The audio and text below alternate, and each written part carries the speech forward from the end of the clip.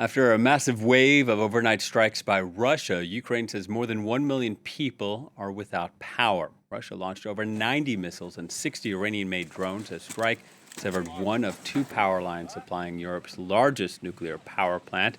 Emergency blackouts were reported in 7 different Ukrainian regions. And the country's largest dam was struck 8 times overnight, though authorities said there was no risk of breach. The attacks killed at least 5 people and about 10 were wounded.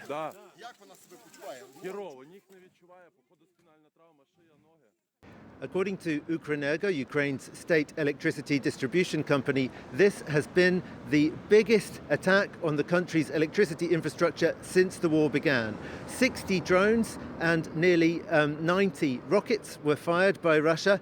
The drones were mostly intercepted, 55 of them apparently, but less than half of the rockets were shot down by Ukraine's air defense systems, and that means that a number of power stations and an even larger number of transformation stations, electricity substations across the country were hit, leaving 700,000 people at least without electricity on Friday morning. That's according to the Ukrainian president's office. In particular, the hydroelectric dam in Zaporizhia, which is called Dnipro, but it's just actually in Zaporizhia, was hit by 2 missiles. The company that runs that is saying that the dam is not at risk of bursting. There isn't a risk of flooding, but the equipment for generating electricity has been damaged, possibly beyond repair. Kyiv was not targeted in the strikes on Friday morning. It was on Thursday morning that around 30 missiles were fired towards the Ukrainian capital. All of them were shot down. It appears that all of them had the same target, though. This is what's particularly interesting about Thursday morning's strike.